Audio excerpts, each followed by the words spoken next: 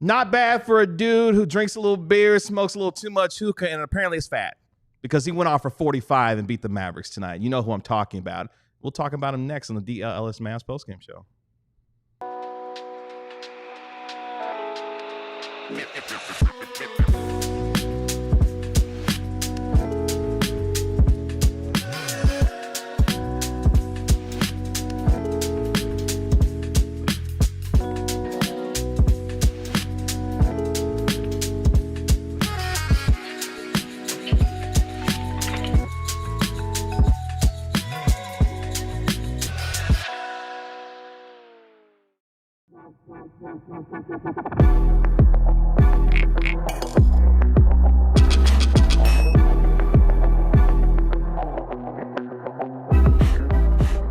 Hey, what's up, DLLS Mavs Nation? It's your man, Kevin Gray, alongside Mavericks analyst Bobby Carella. And who in the world is that to my right? That's right. None other from the Dumb Zone, my man, Jake Kemp. Boys, first time, long time.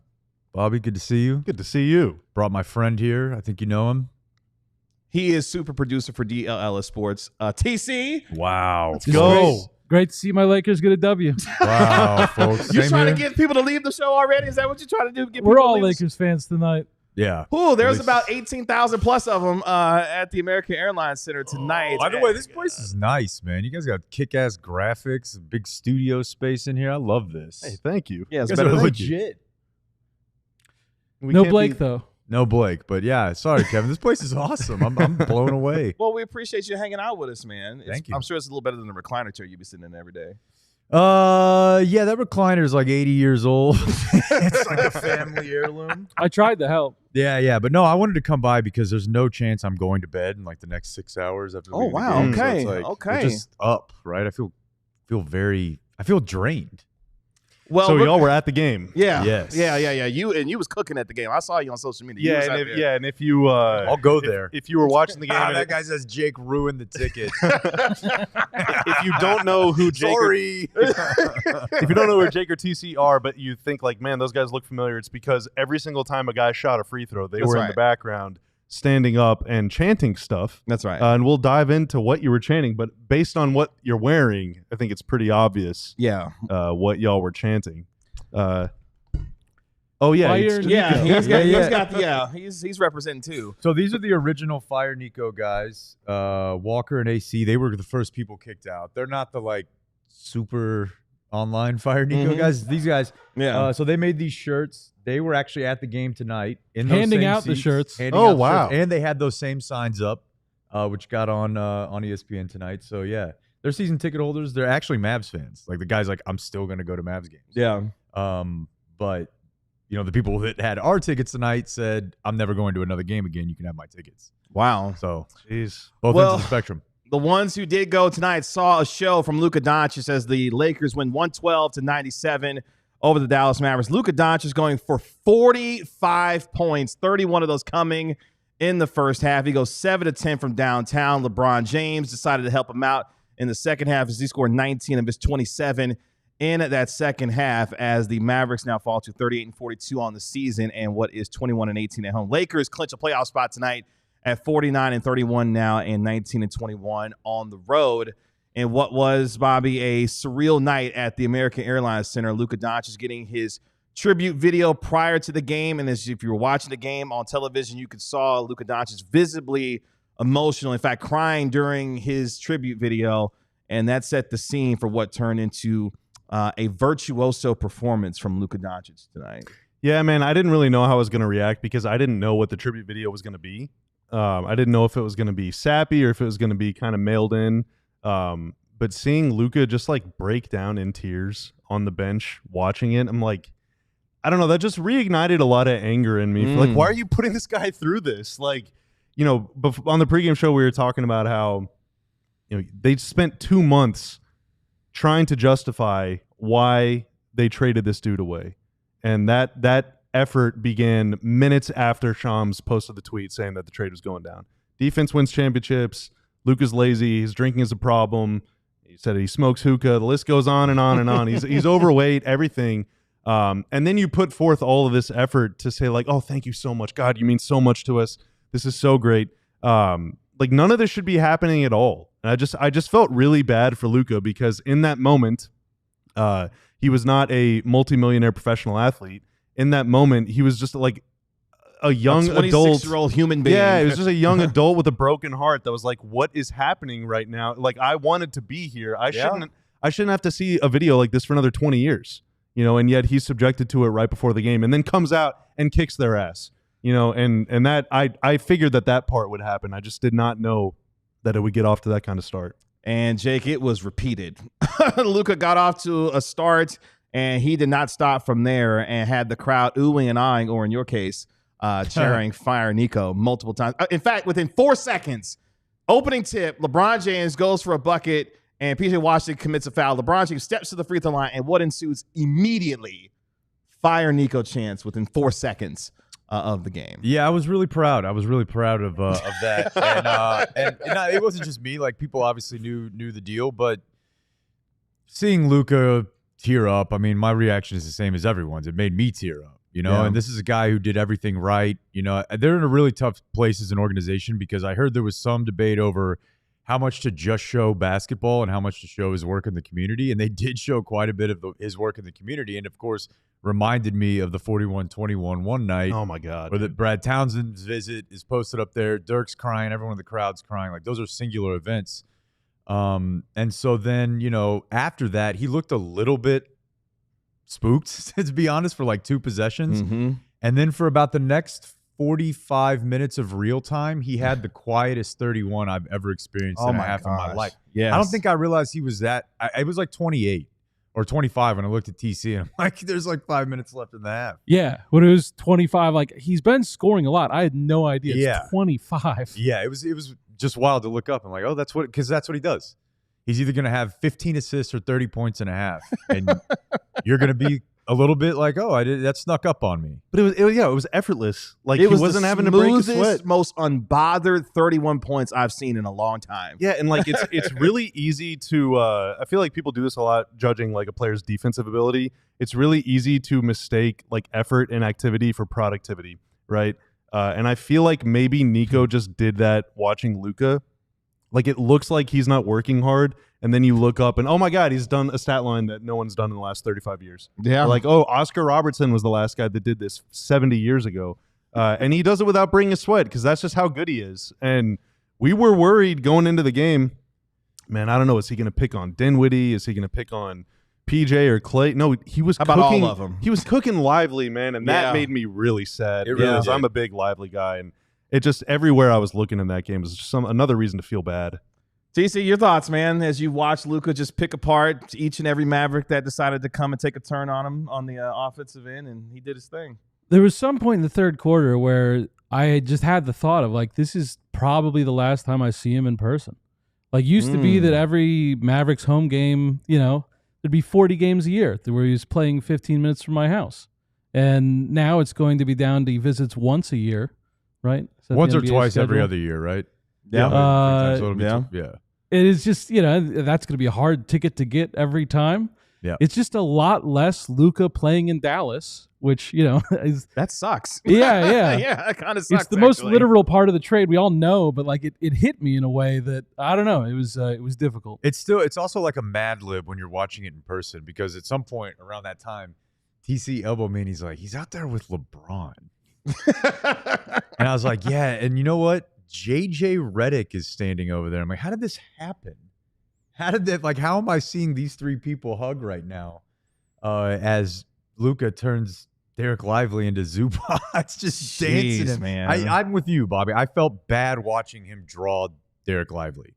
I do think it was interesting they changed their starting lineup to Dinwiddie not being out there. Yeah, it was all wings. I Yeah. thought that was actually kind of smart. For sure. You know, you see what the Lakers can do to teams with 3 ball handlers. But yeah, it's I'm with TC. If I can go once a year, I can go, but that'll be the only game personally I go to. Yeah. What stood out most, Bobby, as we get ready to go to break in about 5 minutes, in terms of your biggest takeaway? I'll go down the line in terms of your biggest takeaway, not just from the game itself, the atmosphere, Luka's performance, Anthony Davis. Like, what was the biggest thing that just like that you will take with you from what happened tonight and tonight? I was just reminded of what it is like to watch a good team A high-functioning team, a team that plays smart, a team that has fun, that can do cool stuff. You know, for as much as like we've lauded these guys, like the Mavs, I mean, over the last couple months, they're still trying to win some games, and it's a slog in the mud most nights, and all their skilled guys are out, and they were playing without a center for a month and a half or whatever. They're still finding ways to win games, but they're doing it by just bashing their head in a wall over and over again, and that's cool in its own way, but it's not like sexy to watch, you know. But there was a possession tonight. Luka broke the defense down, got in the lane, kicked it out to Reeves. Reeves drove, had nowhere to go, dumped it off to LeBron, who was also just stampeding at the rim, and it was just tic-tac-toe layup. Yeah. There were other stretches where Luka was breaking his man down, got the switch, beat his man. Dorian hit the guy guarding him with a little chicken wing. Gortat screen. Yeah, a little Gortat screen behind the play. And that Luka, happened on back-to-back plays, actually, for 2 layups. Yeah, and Luka waltzed the rim for a layup, and Luka would have had 20 assists if they weren't breaking a bunch of open threes. And it's like, oh, yeah, this is what it's like to watch someone that's unbelievable. You know, and I've missed that since he's been gone. I've missed that since Kyrie went out. And then also seeing kind of the transfer of responsibility.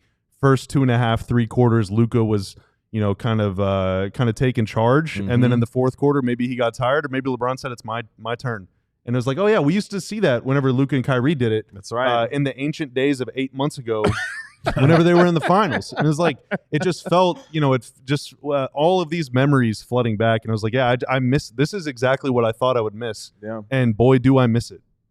When it was close to the first couple quarters, you just realized that the Mavericks have a roster where if you added a MVP candidate, it's a really good team. it was a 5-point game at halftime.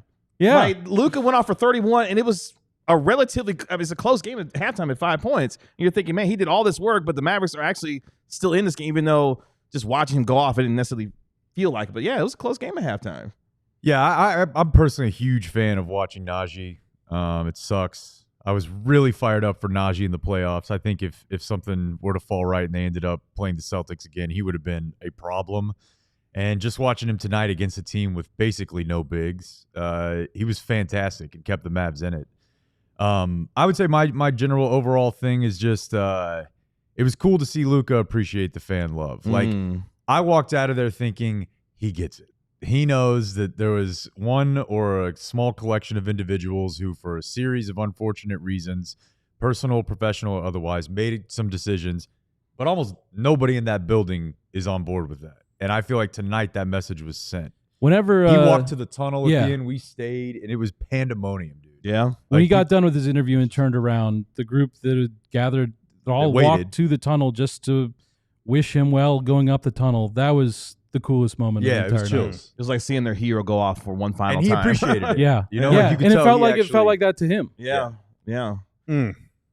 It's very surreal, very, very surreal. Yeah, well, he's talking to the media right now. I saw Tim Cato post a photo of that. So Tim, after that, is going to come here. He'll be joining us here in a minute to catch us up on what Lucas said. But I did see somebody, Data Yoda in the chat, said, this is bumming me out. This channel is depressing. On to the Cowboys. Peace. Well, buddy, I got news for you. That's much better than I this got rate. news for you. I mean, you got the draft coming up here in a couple of weeks, but outside that, my guy, yeah, you might want to hang on for the rest of the tough lot right there. Oh my God! Speak of the devil, there he is. Yeah. Well, let's. Yeah, we got to take our first break first. We're going to take our first break. Yeah, you want to do an ad read? Oh, dude, I'm a pro. Well, let's take our first break here on the DLLS Mavs postgame show. When we come back, we're going to get to your super chats. Tim Cato has just come back from the American Airlines Center as well, and we will discuss more on what was the operative word of the day, a surreal night at the American Airlines Center as Luka Doncic made his return with Dirk Nowitzki watching as well. We'll get into all that coming up next year on the DLLS Mavs postgame show. Ooh, it was game time for Luka tonight as he dropped his 45 points on his former team in the Dallas Mavericks. And if you were at the game, and hopefully you use Game Time to get your tickets. I use Game Time to get my tickets as well, as I'm going to WrestleMania next week to be able to get away from all of this for a little while. And I was able to Game Time to get my tickets. It has a new feature called Game Time Picks that makes getting your tickets to your favorite teams play live even easier. They've got all-in pricing as well, so I knew exactly what I was going to pay for my tickets before I got to checkout. They've also got panoramic seat views as well, so I knew exactly where I wanted to sit, and I picked it out. and I was able to pick it out with Game Time. If you want to take the guesswork out of buying your tickets, you got to do it with Game Time picks. Download the Game Time app, create an account, and use code DLLS for $20 off your first purchase. Terms apply. Again, create an account and use code DLLS for $20 off. Download Game Time today. Jake, what time is it? Game time. Let's go. Let's go. Just like the Lakers had a home court advantage tonight, your home needs a home floor advantage, and Empire Today can help you get it. You don't Empire need my Today help. has flooring experts. They are dedicated flooring professionals. They weren't working in sinks yesterday. They're not going to be working in roofing and shingles tomorrow. No, they live, eat, sleep, and breathe flooring. Why is Empire Today your best bet for a new floor, KG? Because it's the best flooring that you can get. Yes, they know what they're doing, man. It's a whole different ball game with them. Right. With Empire Today, you get clear upfront and all-inclusive pricing. Plus, you can schedule installation as soon as the next day. And speaking of all of that stuff, you can schedule a free in-home estimate today because some things are just better at home.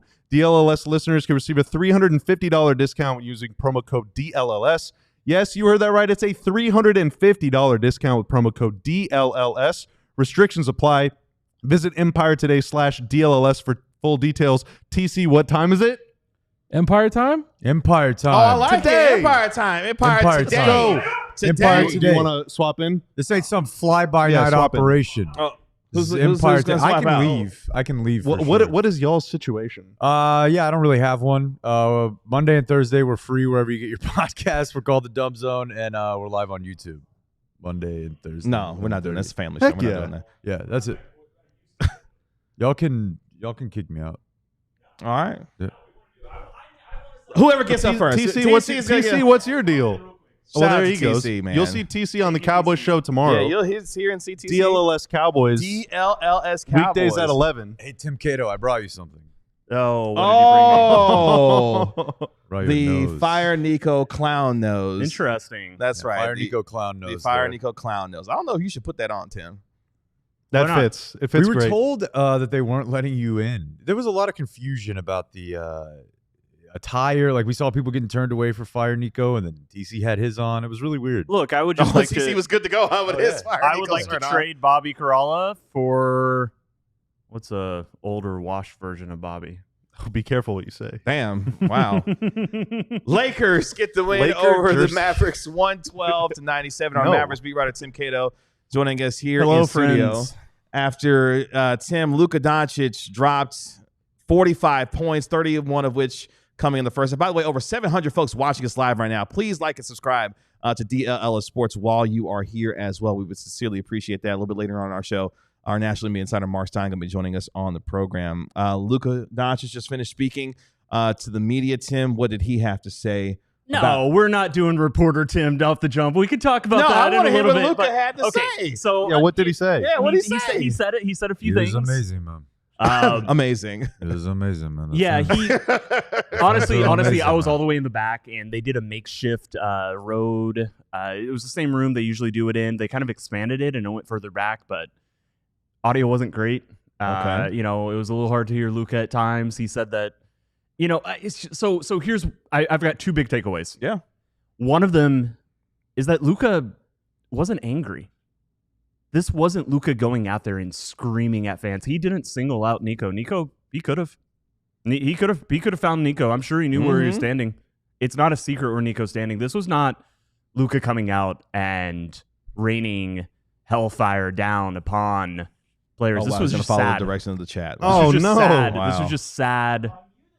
Are you officially a Mavs fan again now, or? No, never, never again for the rest of my life. But I thought until- it really stood out, and that's what a I great took from the point. press conference is that Luka wasn't furious. Mm. He said there was some anger. This is one thing he said that he was angry for a bit, but he's just sad, and that was a sad 45 that he dropped. That's not like a lot of the 45s we've seen. Like this is someone who gets up and creates an enemy. He didn't need to create an enemy for this game, but it didn't feel like that's what was driving him, motivating him. It's almost like he didn't want to drop the 45, but he did what he had to come to do. Yeah. And he did it. Yeah. Was Dumont courtside? No. I wonder if once that eventually happens, there's any sort of taunting or looks I shot in mean, that direction. Nico is as much of a target, or should be as much of a target. You know, those are the two people who have had ongoing strife, even when Luka was here. Right. It just seems like it's So- tough to get Nico in a position where somebody could stare him down after a three when he's not exactly present.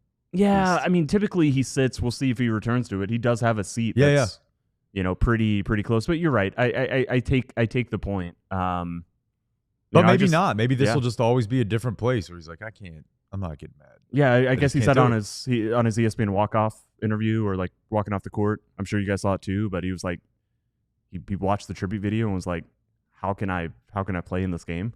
Wasn't sure whether he could.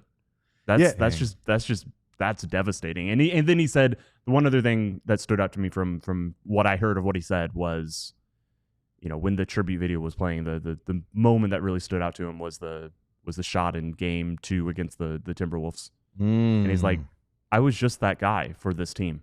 You know, I'm obviously adding subtext and reading into what he said, but I was that guy for you guys.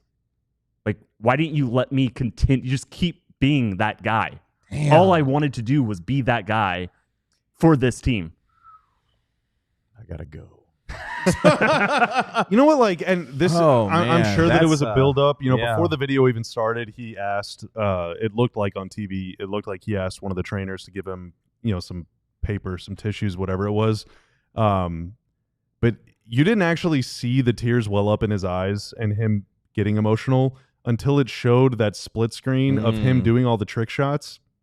Like, him watching himself take trick shots is what set him over the edge. Like, that is a dude that loves basketball Yeah, man. so much that, like, this game is his life. You know, it is like his whole purpose in life. I'm sure, you know, he's got a kid now, and he, you know, he seems to have better relationships with people in his family and all that stuff. But His mom was basketball at is the his game. meaning. His dad was at the Yeah, game. Mom was basketball at is the what it's game. about for him. Yeah. And you know, that is what he does for fun. That's what brings him joy. That's what he's known for, is loving doing this. And the fact that, again, in the middle of the night, his boss was like, yeah, you don't try hard enough at this. Like, you're lazy, and I'm going to publicly shame you for it incessantly, you know, against my own best interest for the next 2 months until you come in here and humiliate me. Like, it was really hard to not see the connection there, that, like, anytime Luka saw himself having fun, that's what made him feel sad. What You know, else? Oh, sorry. Go ahead. I was going to say what made me sad, and always does, is shots of the bubble. Like, shots of the team in the bubble, that nasty Disney carpet that Dwight's like hanging out on. I don't know, man. That the bubble is a special time. The disco video that they And they did. were known as the fun team. Yeah, They were the Because fun of bubble Luka. team, yeah. KP and Luka were in little blow up hot tubs together.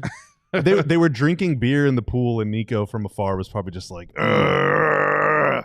You don't work hard enough. Yeah.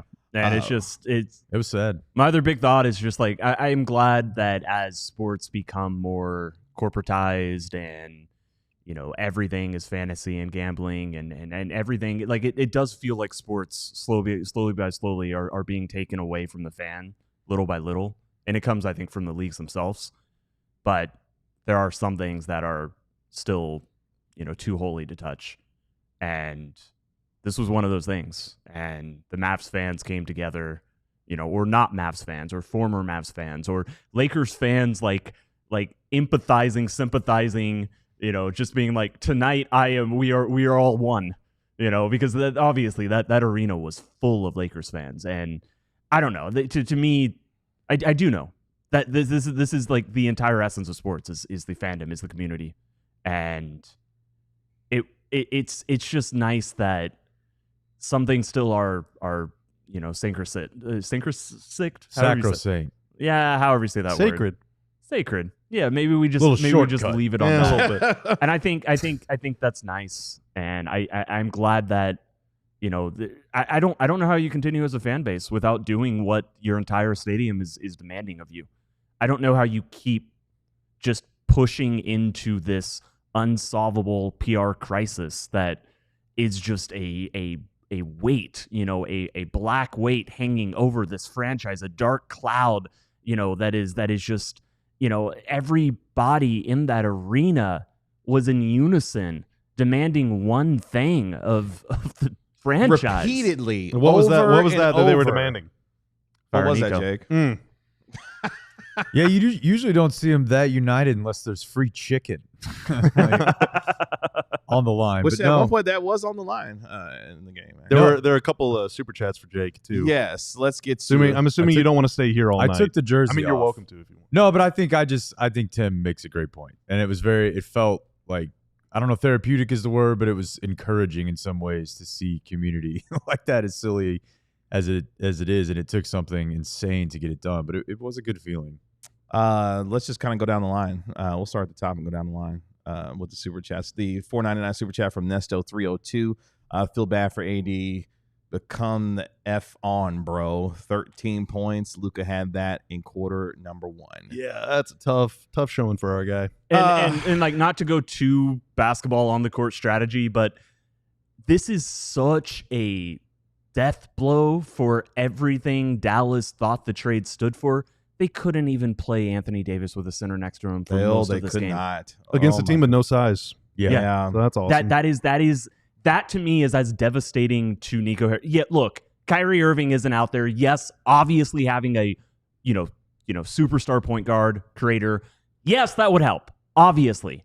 But it is unfathomable to me, like the way they wanted to play, the way this trade was designed to set them up, got ran off the floor by the player you traded.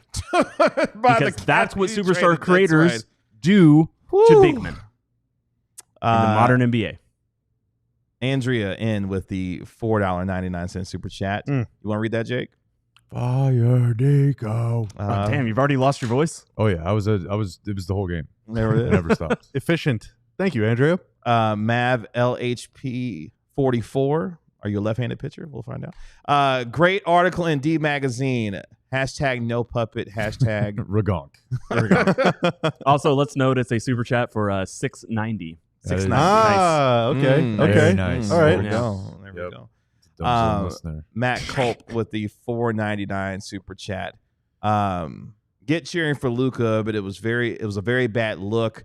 Chanting while we were at the line. Wouldn't blame any Mav if they asked out. It isn't their fault. I wouldn't blame him either, honestly. It's a bad situation. I wouldn't want to be a part of it.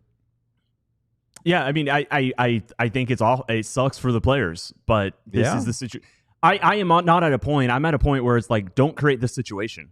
Like there's no, at this point there's no like you can say that the fans shouldn't do that, but guess what? They are. The situation happened. The situation was created by the team, and so now you deal with the ramifications and the fallout. And I can tell you that. No, I'm not going to say anymore. Yeah.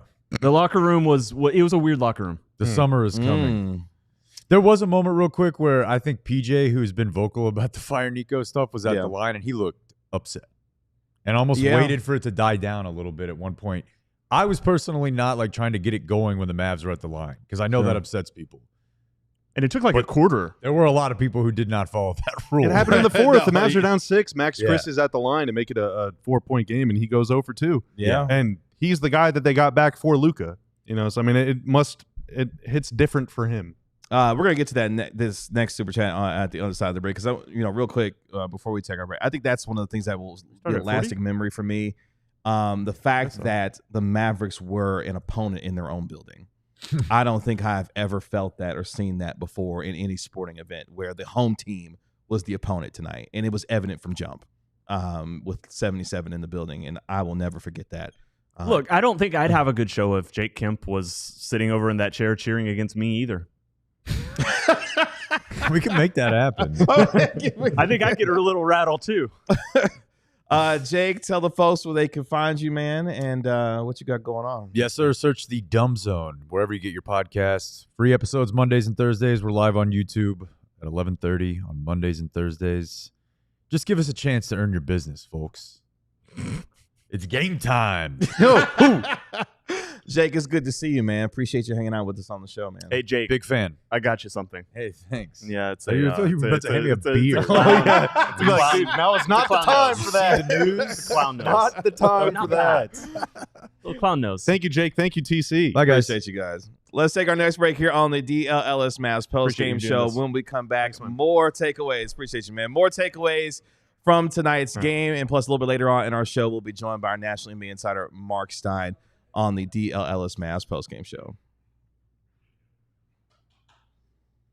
But it's that time of the year where property taxes are due. I just got my notice in the mail the other day saying how much I owe on my property tax. And guess what? I'm going to contact Ownwell to make sure I only pay what's fair. Owning property comes with its own challenges, and overpaying on your property tax should not be one of those things. Ownwell is able to take care of everything and handle it from start to finish and delivers top results for you as well with no upfront costs, and you only pay if you save. Check this out. 86% of Ownwell's customers receive a reduction with the average customer savings of over $1,100. That's some serious scratch, especially for someone like me who's about to be traveling here next week. So don't forget, the deadline to protest is May 15th for most counties. Save money on your property taxes with Ownwell. Sign up in less than 3 minutes and start your protest today at ownwell.com/DLLS. That's OWNWELL.com/DLLS today. Is this on the right way? It is. Hell yeah. The richest weekend in rodeo returns for one weekend only at Globe Life Field, and that is this weekend. Don't miss the world's top rodeo athletes compete against the brightest rising stars in the sport for over $3 million in prize money. World champions Haley Kinsel, Stetson Wright, Jackie Crawford, and Casey Field return to Globe Life Field with an American Rodeo title on the line. Tickets are going fast. Get yours now at AmericanRodeo.com and get ready for a weekend of high-flying rodeo action and the best in country music, including artists Bailey Zimmerman, Riley Green, and Ella Langley. Over 150 rodeo athletes are competing over 2 days for a shot at $1 million. This isn't just another Texas rodeo. There is only one place to see every reigning world champion compete in one place, and that is Globe Life Field this weekend, April 11th and 12th. It's back-to-back nights of unmatched competition at the American Rodeo. Friday's the final qualifying round where dreams are made or broken. Then Saturday, it's the championship round where the best of the best go head-to-head for the ultimate title. One weekend, 2 unforgettable nights in Arlington, Texas. Lakers take out the Mavericks 112-97 at the American Airlines Center. Luka Doncic in his return drops 45 points, going 7 of 10 from downtown. The Mavericks, what is going on here? What is happening? Oh, my God. These are the physical Diehard cards. Yes, it's my damn God. time. Look at that. Oh, this is nice. Not me getting emotional on Maine. Wow, and it's got a little weight to it, too. I like this. This is great. Give us the close-up, Tanner. Yeah, this is great. Get the ones. Yeah, there we go. We got him. Physical Diehard card. Physical Diehard card. Yeah, this is going in the wallet tonight. Look at that. Oh, my God. This is going in a picture frame. I like this. This is worth its weight in gold. Shout out to GM Ben. Shout out to my tribal chief, GM Ben. Thank you, sir. Yeah, man, it was as we're joined by our Mavericks regarding Tim Cato, we'll be joined by our national media insider Marc Stein here in just a little bit.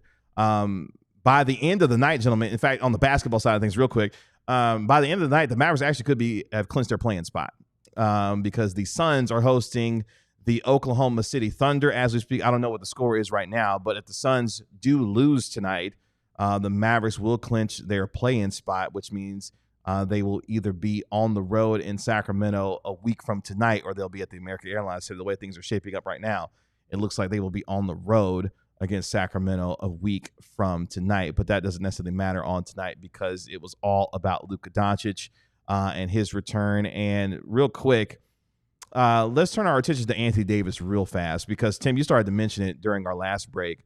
The defensive game plan that the Lakers came out with against Anthony Davis, I thought was actually a good one in terms of packing the paint. There was fronting him. There was getting a lot of bodies on him, making things difficult in this game tonight. And I'm curious your guys' thoughts on how the Mavericks approached trying to get Anthony Davis involved early on, or was it just more so the Lakers defense that really kind of made him a non-factor in this game? So it was the same defense they used against Jokic. Yep. It's the same defense that the Lakers and JJ has been employing, even though this team is smaller, against centers and against centers who want post touches.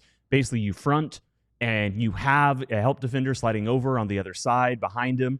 You are literally, when the ball's on the strong side, you are banding the weak side. You're zoning it up. You don't usually 2 players with 1 guy, and you're just trusting you can make the rotations, but you're basically denying it. And you saw over and over again especially when there was another center on the court, really compacting the spacing, that it was very difficult for Dallas. They would spend 10 seconds of possession trying to get the ball into AD and just burning that time.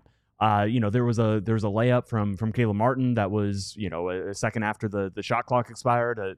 They went back and rolled off because, they tried for so long in that possession to try to get the ball into AD. And a lot of it is that, they don't have guards that you have to guard, and, don't have guards that are going to, pull the defense and create advantages. Certainly that's some of it, but some of it is the spacing. Some of it is the difficulty of that. And yeah, the way to attack it is that, there were times where Dallas, made that swing all the way to the opposite corner, and then all of a sudden that player, wouldn't even take the three because there's somebody closing out on him, but then there would be an entry pass into AD. I think he got like 4 of his points that way. Maybe as many as 6, because, Dallas was able once in a while to kind of execute. Basically, the defense, the Lakers defense is so geared up to stop one specific angle of an entry pass. So if you can quickly change the angle, all of a sudden that does become more open. But the Lakers made it really difficult. And this is going to be an issue. This is going to be an issue for Dallas. And there's a reason it really stood out to me. Again, I think as damning of a thing as it was, as damning of something that happened tonight, obviously the Luka performance, obviously the Fire Nico chance, but the fact that they couldn't play a center next to Anthony Davis for most of the second half is just brutal. It's so brutal for the logic of why this trade happened, that they couldn't even go big against a team that was going small against them. It's that what they also did is not just put a lot of pressure on AD as he's trying to establish position or reel in the pass. What they're also doing is putting a lot of pressure on the ball handler. Stepping out really far, getting in these guys' faces. And in most circumstances, that's a really, really silly thing to do in the NBA, getting way out 30 feet from the rim, because most guys with the ball 30 feet from the basket are really good at ball handling, really good at changing direction, really good at passing, really good at finishing around the rim. But the Mavs, again, they didn't start a guard tonight. Their starting point guard, de facto point guard, was Najee Marshall. Yeah. PJ Washington. PJ had 5 turnovers. Najee had 2. Max Christie, 3. Caleb Martin, 2. Spencer Dinwiddie, 2. They had 19 turnovers as a team. Lakers had 14 steals. Granted, they weren't all on entry passes to the big man, but when you don't have capable ball handlers and capable playmakers, everything becomes more difficult, including entry passes, which are kind of becoming a lost art in the NBA. It's a very fundamental aspect of the game, but guys don't post up anymore. Players don't practice entry passes. They should be easy, right over the top. These guys aren't able to make it against that ball pressure. But the Lakers made it really hard. Give credit to the they did. Yeah, I'm getting there. I'm getting there. Sorry. And so what you're doing whenever you're getting, really, really intense ball pressure like that, you are daring the other guy to put the ball on the floor and make something happen. Like, it's a really reckless way to defend. You cannot do that against a player like Luka, for example, or a player like Kyrie, or really even a player like Brandon Williams, because that guy is going to be quick and talented enough to burn that defender and then get in the lane and make something happen. But the Mavs had 2 bigs out there, so even if that guy is able to beat his man, they're dribbling into traffic. Yeah. So it was a little bit of self-sabotage. But yeah, the Lakers were taking advantage of the fact that the Mavs did not have any capable passers, any capable playmakers, and their only guy that they could really play through, AD, is limited to being played through within like 15 to 18 feet from the rim. And getting past that initial barrier proved really hard for all of the players on the team. So, it's a good plan if your opponent can't handle it. And one thing that the Mavs and the Nuggets have in common, they have a really, really gifted big man, but they don't have a lot of dangerous perimeter players. And so that's why I don't really think that the Nuggets are going to do that much in the playoffs for that reason. And then I also think that if Kyrie was available, if Kyrie was healthy, the Mavs would be infinitely better than they are right now, because you wouldn't be able to do that sort of stuff against them consistently.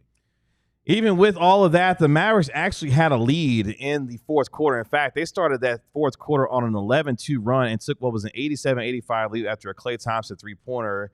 Then Luka Doncic was reinserted into the game, and the Lakers then went on what was a 9-0 run to lead by 7 with 7 minutes left in the game, and it was pretty much over from there as LeBron James took over, especially in that second half, particularly in that fourth quarter where he had 19 of his 27 points in the second half, including a big fourth quarter. And it felt like Luka did the heavy lifting in the first half with the 31 points, And then as his teammates started to get things going, again, his superstar teammate LeBron James, they were able to really get things going, especially in that third quarter where they jumped out to an 18-8 run and started to take control of the game from there. But you guys started to mention it in terms of everything that took place tonight. I thought, and Davis said this earlier on in the week, that there was no emotions necessarily coming into this game, but I thought he would play with a little bit more in terms of aggressiveness and a little bit more to prove, especially him playing his first game against his former team. But Luka was the one that was the aggressor from the beginning of this game, looking for his shot. He wound up having a steal on Anthony Davis, was able to make a couple of plays as well. It was just a contrast in what I felt like of the two superstars. Luka, with all the emotion coming in, I think handled it and was able to play to the capabilities that he was able to, and really dominated this game from start to finish, honestly. Yeah. I think I said everything I want to say about the on-court action. I mean, Luka was awesome. I'm surprised they didn't double a little bit more, but also I don't think it's a bad strategy. I've said for years that, at least the past couple of years, when Luka was a Maverick, that I think the best option is to just let him score. Don't make him a passer. But we've got guests. Yeah. We've got Marc Stein. Our National NBA insider. Walking on over. Marc Stein coming in. And Oh my God. If everything Dapper goes Stein. if everything goes to plan, he is not the only guest we have coming in. He does. He's Marc Stein. He's Marc Stein. He can sit up here. Yeah. Um, Sorry. Oh, but he's going to get one anyway. Look at that. My best friend, GM Ben. We all got our physical diehard cards. How about that? Tanner, I want to throw out that one super chat before we went to break, because this was one of the most hilarious things I heard all night long. And the fact that he said it out loud into a microphone, I cannot believe he actually said it. It's the Jason Kidd quote. Where is it at? Are there multiple? There it is. There it is. The Jake, from Jake right there. $4.99 from our guy Jake. Could you believe the audacity of Jason Kidd thinking the comparison of the trade to Babe Ruth was, quote, kind of cool? Are you kidding me? I thought it was awesome. I thought it was hilarious. I think it might have been a subtweet of a column that was written. I think Mac Engel was the one that apparently posed this question. I was not in the room, but I was certainly apprised of it after. I would imagine, my guess was that he was trying to have some fun. Tim Kalishaw wrote a column about it this week that heavily referenced it. My gut instinct was that he was trying to have a little fun with Tim, and it came out totally wrong. But obviously, I don't know. I wasn't in there, and What's funny is Tim was not the person who asked that question. Yeah, Mac Engel was the one that asked the question. Yeah, I'm trying. Oh my God. Uh-oh. Oh my God. Oh my gosh! It is a superstar show tonight. We've got a very special guest you coming guys up. want me to leave? Over the break. no. No. Okay, so here is what Mac. Well, wait till after the break. We're about to go to break. Yeah, we're gonna go to break. You just want me to do the diehard. Correct. I want So you that to, you don't I have want you to to do the diehard read. Max said of the Fort Worth Star Telegram, I asked Mavs coach Jason Kidd to address Mavs fans who feel like there is no hope without Luka. I could not believe his answer, where Jason Kidd said, quote, trades happen. Some are comparing it to Babe Ruth, which is kind of cool. No, man. It's perfect. It is the perfect quote. I love it so much. The question is, who does Jason Kidd think is the Red Sox in this scenario? I mean, yeah, it's obviously the Mavericks. So I don't know. Just add it to the list of Jason Kidd quotes that just make you go, huh? No one's dying. What do you mean by that? No one's dying. Yeah. Let's get to one more super chat before our next break, and we welcome in our special guest. Wow, there's a lot of super chats. Bobby, I've you'll noticed. love this one. Yeah. From Ya Billy. Seeing Luka cry made me tear up. Also, the Mavs would have won with Yogi Ferrell and Salah Mejri. It's true. Hashtag what? Theo Pinson for MVP. Hell yeah. He probably would have dropped a triple-double. Who knows? He's done Theo that one. Pinson dropped a triple-double with no turnovers. That's right. He did do that. Do you think Theo Pinson is live on YouTube right now? He might. He might Theo, be. come on the show, dude. Everybody getting that If content he's not off live tonight, right man. now, like, we need to talk to him about SEO. Like, this is a great moment for his podcast to just get some engagement. Sure. Come on our pod, Theo. Let's have you. take our next break here on the DLLS Mavs post-game show. When we come back, we have a special guest who traveled all the way from Oklahoma City. Shai Gilgeous-Alexander. Not quite, but he does mind the game a lot these days. Do we have a fifth chair or somebody being ejected? We're trading me You're going to trade Bobby for our guest after the diehard read though. next. One of the better trades of the season. Oh, Damn. jeez. Well, speaking of physical diehard card, speaking of them, if you want one of these, these are actually made of titanium. These are sturdy. Yeah, if you want one of these, I like you got that. one way to get We one got them just before the tariffs. without trading me cash money for mine.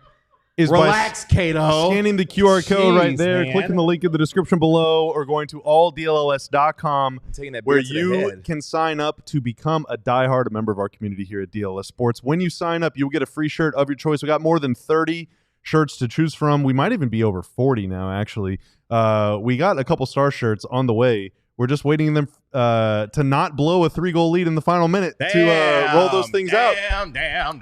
It's a normal time in Damn. sports right now here in Dallas. We're covering it every step of the way. You also get to join the DLS Diehard Discord Lounge, a great place to hang out with people online, some beautiful, beautiful people online. You also get to read all of Tim Cato's articles and all the other premium paywall written content. Folks like Clarence Hill bringing you the news from all around DFW and their respective teams. You also get your physical diehard card. You get a discount on any merch you want, and you get a discount on events like the inaugural Lone Star Open, Let's April go. 25th at Stevens Park Golf Course, starting at 9 a.m., folks. It is going to be a day of fun on the golf course. We got folks from the shows here, including Craig Ludwig, Owen Newkirk, Sean Shapiro, Jeff Kavanaugh. We just got word that Patrick Creighton is going to be playing there. If you want to sign up to play some golf with Patrick Creighton, you can do that on our site. You don't have to be a diehard to go, but if you're a diehard, you save 20%. So check it out. Come have fun with us out at Stevens Park, a beautiful course just minutes away from downtown. Great course, even better views, and even best company. Isn't that right, Marc Stein? Yes, sorry, He's sourcing right now. Oh, He's probably sourcing doing right something more important than listening to me. Fine. Those are, how about not even all, just a few reasons you should sign up to become a diehard. when is our guest on? Coming up right now. Right now. All Right now. DLLS. Jeez. Now that Ben gives you a card, now I'm your enemy. Man, It's all for a imagine being an enemy in your own building. It's all for a fact. I know. How about that? AllDLLS.com. Become a diehard member today. Over 850 folks watching us live right now. Make sure you give us a like as well as subscribe to DLLS Sports as we welcome in our next guest. He is an Emmy-winning director. He minds the game with LeBron James and now Steve Nash. He's also a young man when it comes to Young Man in the 3 podcast. He's just busy as hell these days. I just want to set the stage. We've got the most respected journalist in basketball, That's right. in and around covering the Dallas Mavericks, wearing a suit, and then we've got the voice of the fans, Jason Gallagher, who I'm going to remind right now, we don't curse on our podcast. Okay. I love the juxtaposition. I just love this. Yeah, this is is in the DLLS dynamic Mavs After Dark right that now. only DLLS can do. That's right. You know, we're balancing the two He's extremes. LeBron's boss. Oh, wow. snap. Not LeBron's. Actually, in the most technical sense on that show, you actually kind of are, actually. I so wish let's ask so you, badly that was the case. Nash's boss.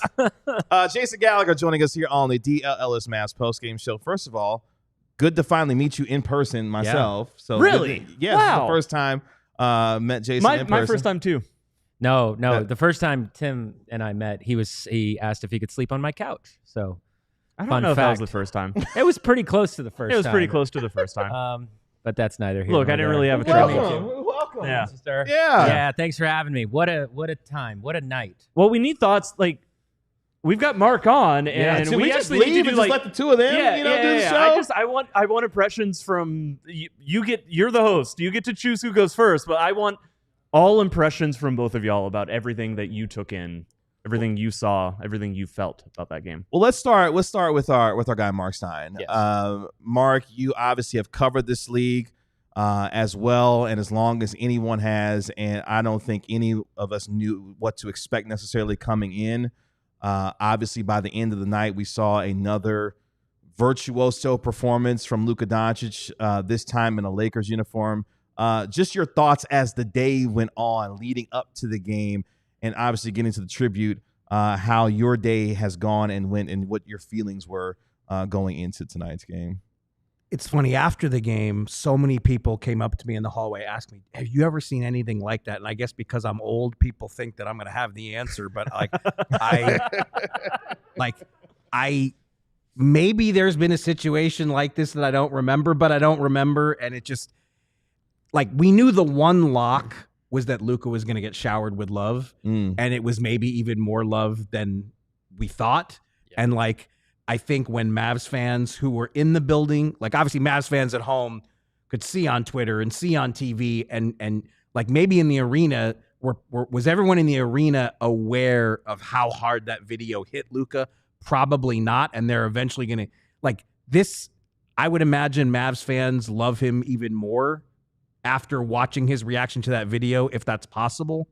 Because, I mean, it took me a quarter just to, I wasn't focused on the game till the second quarter. Like I was just like, I just kept watching, like looking at my phone and just seeing all these freeze frames and screenshots of his reactions. And like, I had kind of heard a whisper that he was worried about how hard it was going to hit him, but it hit him, I think, even harder than he thought. And I was like, wow, that was just a wow. Like, you know, he's obviously from Europe. Like in soccer, you would say he played for the shirt. Like you could just, he never wanted to leave. He did not, the man did not want to be traded.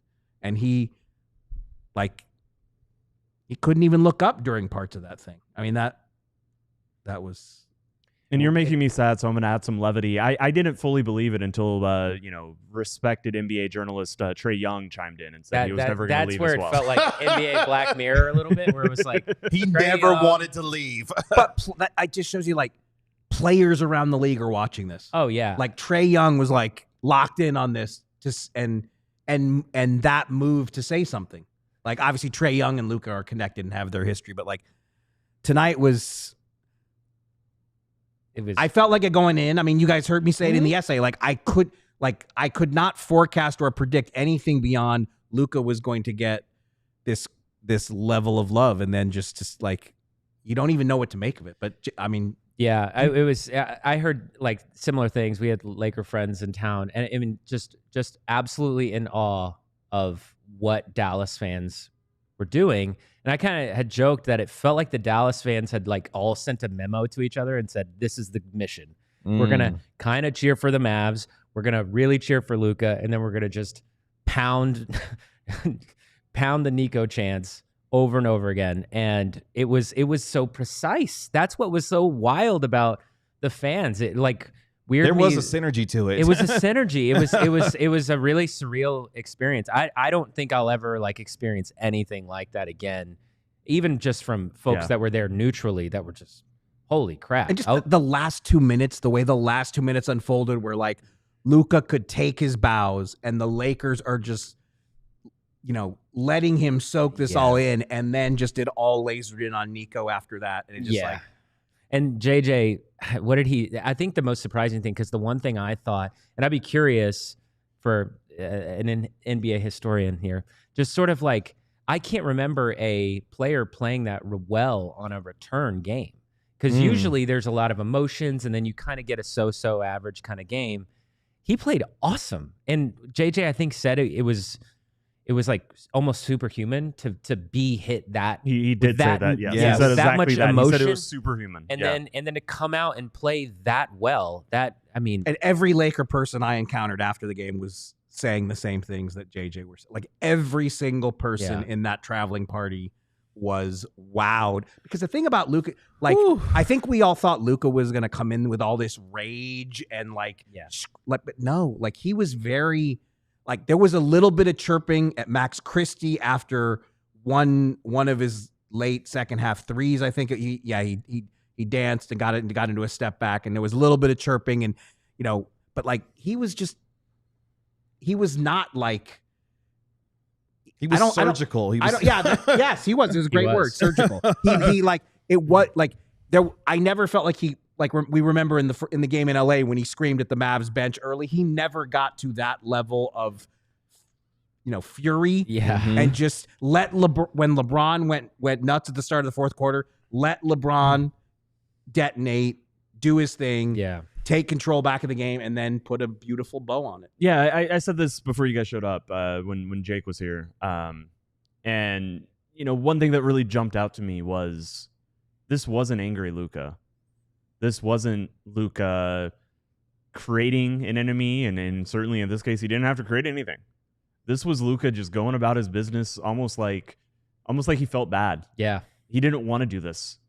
He didn't want to be there. The Shawn Michaels meme where he's crying and he said, "I'm sorry," and then kicks him in the Ric face. Flair at WrestleMania. That's what it felt like. Speaking my language, Jason. That's what I'm talking about. like. You speaking my There's language, several man. jokes that in memes that came to mind. One specifically, I won't. We announced, by the way, we announced our But- guest to the world? Did somebody tweet it so I can retweet it and let everybody know who's I was with us just right looking. now? I just tweeted something. Okay, So well, all right. I just quote Wow, that was tweeted. big time. Well, as you guys our were tweet, just- so- as you guys were describing that, I think not one of the tagged. things that kind of starting to resonate with me now is that it felt like the gift that the Mavericks fans were giving to Luka in terms of the love that he was getting from them. It's almost like he gave a gift back to him. It's like this is me. And there was something that really, really awesome about that because, I work with players in the league, and there's certain people that are like, "Wow, you're kind of going hard at the Mavs on," and it's like, yeah, you know what? It was a huge part of my life as a fan. I believe that fandom is such an important thing in sports, and I will defend great, passionate fans. And I grew up in Dallas, and there's a very particular kind of culture, relationship between the fan base and the team. And what I loved about tonight is I felt like Dallas and Luka got to kind of show the world what that relationship was, and it was awesome. It could not have gone better. This was I had this observation early in the game, and certainly it wasn't true for every instance of Fire Nico, but I did note and thought it was notable and kind of cool that it felt like the chant started from the upper deck and then instantly spread down like within a couple renditions of it had gotten to the entire arena. Yeah. But the especially for a game like this where ticket prices are insane, of course the impression, the stereotype, which I think is often true, is that those are the blue-blooded, blue collar, fans. Like that's your identity, that's your core. It's not some company that has a row in a season pack that they give out or take clients to, and it's the lifeblood of what fandom and sports really are. Yeah. And I want to be clear that at other various points of the game, I felt like it was coming from all different parts of the arena, but certainly those first few, I thought they came specifically from the upper row. And then everybody joined in. And I think that's also important. I'm not trying to put down anybody, but like the true, like the truest sense of fandom. I that's what I thought was represented at that moment. And I thought that was just a cool thing. And, in a moment where, this move was so devoid of what the essence of fandom is. The coolest moment. It didn't have an understanding of it. The coolest moment for me was, obviously the Mavs sort of game ops people, they love to blast music and let's go Mavs and defense or whatever. And so there was that timeout in the fourth quarter and they're pounding some sort of techno song or something. And the Luka chants overpowered the techno song, and they were actually chanting on beat. I was like, Dallas, baby. Dallas. I loved that. Let's thank our television audience for joining us here on the DLLS Mavs postgame show. Yeah, man. It's big time right here. We appreciate all of you. We're going to have our regular show tomorrow as we recap what was a surreal we're gonna night. Keep it going. Don't worry. We're gonna keep going. On the DLLS Mavs podcast tomorrow. The Mavericks will have the day off before they take on the Toronto Raptors before they play their final game of the season on Sunday against the Memphis Grizzlies. Visit alldlls.com to become a diehard member as the conversation will continue over on alldlls.com as we are joined by our national NBA insider Marc Stein live in studio. Diehard card. That's right. Our physical diehard cards are in the building. Even Jason Gallagher is mesmerized. That's by right. Physical it's diehard card. It's a dope looking. It's a dope looking card. Like it's pretty amazing. Bobby's not on the set right now, but he has not left, and he's yelling out stuff at us. It's hot. It's like Yeah. actually hot. Yeah, no, it's like on fire. I would like to ask a question before we get to a bunch of super chats. Ask a question to Marc Stein. So I saw a lot of this on Twitter. I wasn't watching the broadcast. I was surprised how much Dirk apparently. I guess I'm not surprised how often he was featured, but I guess he was also to some extent promoting the fact that he's going to be announcer. But there's a lot of Dirk there. And what was your read of Dirk Nowitzki being at the game in a suite? What all of that meant? Well, I mean, he's only been to 2 games since the trade. One was the game in LA and one was tonight. So I mean, Those were my games too. I went to both of those games. That's right. Yeah. That's right. You and tonight Dirk, I there know you he go. was with his new Amazon colleagues. Taylor Rooks was there. She'll obviously be the host of the studio show that Dirk's on starting next season. Shout out Amina Hussein, a former colleague of mine at ESPN, who is now a huge part of Amazon's NBA team as well. So I know she was there. And yeah, I mean, Dirk, that's the math. 2 games, and you know which 2 games they were. And 2 statements made. 2 statements very much made. I mean, yeah, I think the message is clear there. So I agree. Yeah, look, I mean, I wrote about this a lot in the 2 pieces I did this week. I mean, there's since Mark Cuban sold the team, there has been an undeniable distance between Dirk Nowitzki and the only NBA team he's ever known. And I also wrote in the piece that, the manner and nature of Casey Smith's departure as not just the head of the Mavericks medical staff, but, when Casey Smith was here, he was treated as part of the front office too. I mean, when Mark Cuban assembled the 5-man cabinet to recommend the new coach that replaced Rick Carlisle, Casey Smith was on that panel. So, Dirk's been pretty outspoken by his standard as well in the various interviews he's done. But it's interesting that Patrick Dumont real estate deal that we've all seen on YouTube, Patrick Dumont said at that function, Dirk Nowitzki is still with us and he's going to contribute to the Mavs still. So clearly that's something Patrick Dumont wants. But again, as I've written and said and mused and wondered aloud with complete, okay, so Mark Cuban is X'd out. The Mavs don't, not only is Mark Cuban not running basketball operations as he said he would, but Patrick Dumont did not want to even consult Mark Cuban before blessing this trade. Why not pick up the phone and ask Dirk Nowitzki's opinion? Dirk is as straight a shooter as there is. Yes, he's obviously a huge Luka Doncic fan, but Patrick Dumont invited Dirk Nowitzki to a game. They sat courtside together in, what was that, March of last season. You're going to trade Luka Doncic, maybe call number 24 and take his temperature on it, maybe. Or just walk up the street, ask somebody on the street.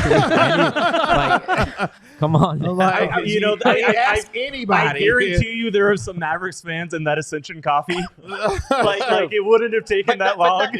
But that's the thing is Patrick Dumont, his NBA network was legitimately Mark Cuban and Dirk Nowitzki, and that's it. Yeah. That's the extent of who he knows to maybe get a, quote, second opinion. Yeah.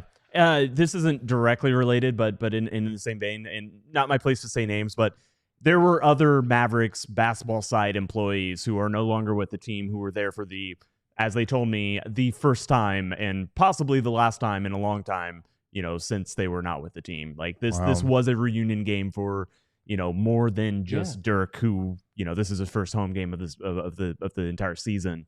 A lot of people felt this way, and a lot of people feel that way towards Luka.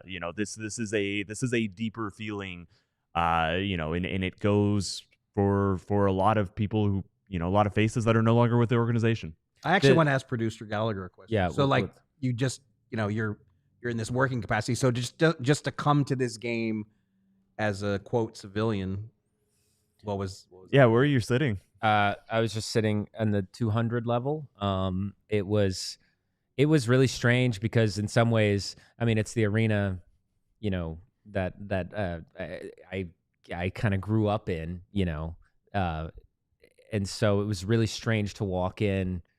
I was actively, cheering for the Lakers. really? Yeah. It's somebody asked about that, and I'm gonna butcher this, butcher it to death, and I'm so sorry. But what is the story of the ship of Theseus? You know what I'm talking about? Yeah, do you know what I'm talking about? I do. Where it's I like do. it's essentially if a ship, you know, every single part of the ship was eventually replaced and changed from when it was originally built. is it still And it the happened original over ship? time in every single aspect Yes. of it? Wow. is Google different than what it this was. because, Yeah. or if you watched WandaVision, Is it still the same ship? they talked about this in reference to Vision, but that's a whole other thing. But the Okay. point is yeah, if you take out plank by plank and then replace it, is it still the ship? And That's good. I view the Mavericks very much in that vein where it's like everything I know and love about this organization, minus the logo at this point, Oh my. is kind of gone. Wow. And Time for a remodel. And- They're finally going to get that rebrand everybody keeps asking about. And I think what's really a big bummer, and to again read the tea leaves, Dirk's not a loud guy, but it just does feel like a part of our past is sort of being ripped up as a fan too. And I'm not saying it's just sort of like people are like, wow, you're turning on the Mavericks. And it really does feel like, no, they turned on me like it feels like they're turning on the fan base a little bit. And so, you know, like an ex, you still creep on them from time to time. but That's a it's good way to put it. But it's like I was coming to this game. I was like, is this going to be my last Mavericks game for a while? I don't know. I've come to every single Mavs playoff game in the last. I mean, I see you after every single one. I go to every single one. Were you in Boston? The home games. But I Yeah, drive from you're Oklahoma at City. every It's one of no you are. easy drive. Do love that WinStar pit stop though. I see you that's so a much. good one. No, I That's was a like good starting one. to question. Like Yeah, I you're thought like, you where might do have you been in live? Boston. Yeah, Like I so thought it's- you might have been in Boston. It's no Like, small thing. and- that's how often I see you at these games. Yeah, so but it did feel really surreal to sort of walk in not knowing when I'm going to come back, not, you know, it's just a really strange feeling. Yeah. But again, it felt so communal with the fans cuz I have a photo of cuz I'm in the 200 section where I like just took a picture of the 100 section in front of me. Not a single Mavericks fan not a single Mavericks jersey that wasn't Luka's. Yeah. Or a Laker jersey. Like not a single basketball jersey except for one. And it was a Charlie Villanueva jersey. It's unbelievable. Oh, wow. Shout out that person. Wow. Shout out that person. Whoever showed up in that. Charlie But- B. But that's what it felt like. It felt like very communal because it felt like everybody felt that way. I mean, Jake had that great article Yeah. today, Really good and article I in felt D like Magazine. it really spoke to me, which was he had that line that was like, I'm a proud former FL or whatever. And that MFFL. that kind of rang true to me because it was like, no, the Mavericks built a culture of fandom so strong that when they themselves lost sight of it, the fans didn't. You know what I mean? Yeah. It's really, you know, sports is awesome. Who knows what the next chapter is going to hold? Stay tuned. That's honestly a perfect segue because we're going to get to some super chats here in a second. And I want to ask this question as we get ready to read a couple of them. Do you want to stay for super chats, Jason? Well, is this Bobby's thing?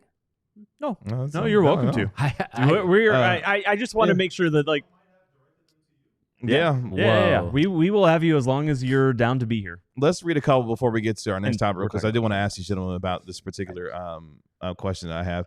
I think we're right there. Yeah. From Empire We Are. Is that it? I'm about to say it says Empire today.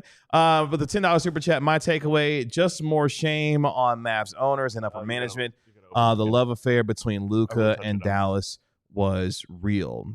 From Jake with the $4.99 super chat. In your personal opinion, was this decision bigger than Nico and Dumont? Also, props to the MFFLs like Kemp bringing the fire tonight. Shout out to Jake Kemp. I want to stop right there because there's a question I want to ask, the three of you as we, kind of go through our emotions of the night. And Mark, I want to start with you because, you had the essay about, the 77 stages of grief and that Mavericks fans are going through leading up to this night. And is there any closure? Will there be any kind of closure now that this game has taken place? Luka coming in, doing what he did, Mavericks fans having a chance to shower him with all the love and the praise that they felt that they were robbed of when he was traded in the middle of the night. Is there an opportunity now for some kind of closure? I mean, going forward? Look, I do not want to speak for fans because I can't do Yeah, that. yeah. But just from my seat, my press row seat, where, like, I wouldn't think so. I mean, because this team is they're going to have to probably go on the road for 2 play-in games. Let's even say they win those 2 playoff games, which I think we would all say is probably unlikely. But let's say they find a way to win 2 play-in games. You're going to have to play Oklahoma City in the first round. They're not beating Oklahoma City without a guard. When okay, they'll have Spencer Dinwiddie, they'll have Brandon Williams, they'll have Dante Exum, but they don't have Kyrie Irving. They're not beating Oklahoma City without Kyrie Irving. So the season's going to end. Luka's going to be playing playoff games in a Laker uniform. And look, the Lakers are not by no means the finished product. I mean, they made this trade with, we're getting Luka and we'll figure out the rest later. Like, this is not the year that they're like all in to win a championship, but like they figured it out pretty quick right now. Yeah, they are a very dangerous team that nobody wants to play because they have 3 elite creators. They obviously do not have a top flight center. They obviously have some size issues, but other teams in the West, Golden State has size issues as well. So the Lakers could be going on a long playoff run. How are Mavs fans going to digest that? Sure. And how are, the other thing is there's so much uncertainty about where this team goes from here because Kyrie Irving is obviously facing a rehab from an ACL surgery. What can they do to the roster to make the team better? He's got a player option that he can exercise or decline. So I think, and then, the wait to see how the lottery turns out and, the 1+% chance that the Mavs have of moving up, like, it's going to be, to me, a pretty trying May and June and July. So it's like, is this just the beginning then? I was going to give a similar answer. I think that's right. 77 stages of grief. Obviously, I'm playing off Luka's number, but the implication is I would imagine Mavs fans are a long way from feeling good about the situation. The team sucks, and it's only going to get worse. There's no closure. And the other teams, it looks good, and you would think next year they might get another big or something, and it's just right. Yeah, the pieces for the Lakers actually feel like, I know LeBron's getting older, but it feels like not that far. And Luka's only going to play better and get more ensconced as a Laker. Like, ensconced. You saw him tonight. That's a good word. He's still a Mav in his brain. Yeah. Like he's not he all literally said my teammates had to correct he's himself. Not all the way there yet. When he gets all the way there, oh boy. And you even saw it a little bit tonight. You saw, like, as he was getting more and more comfortable and feeling himself more and more, he just played better. I said it earlier. It was the smoothest 31 points I've seen in quite some time. You said it to me? I said it to you. I said it. I walked up to Tim. I said, Tim, my gosh, that was the smoothest. And I was so distracted. I was calling Bobby. I was trying to arrange everybody to be I had here. to go up to Tim. I was like, Tim, this cat just dropped the smoothest, most unbothered 31 points I have seen. On the most... on the most difficult emotional stage that he could do it on. Luka was awesome, but the Lakers, that was a C+, B- performance from them. This was their third game oh my gosh, in 4 Austin nights. Reeves, he was who awful has been tonight. On fire. This was the third game in 4 nights. I know. They had played 2 games since Dallas had played any. Yeah. And right? I have that right. Yeah. Lakers have been off since Saturday. I mean, the Mavs have been off since Saturday. They played their last game in the span from the Mavericks last game to this game. The Lakers played 2 games. That's right. Then played a third one. And I just to answer your question, I agree with these fellas. I'm sure there's a certain subsect of fan that wants to move on. I don't know what age or demographic that fan is, but I'm sure they exist.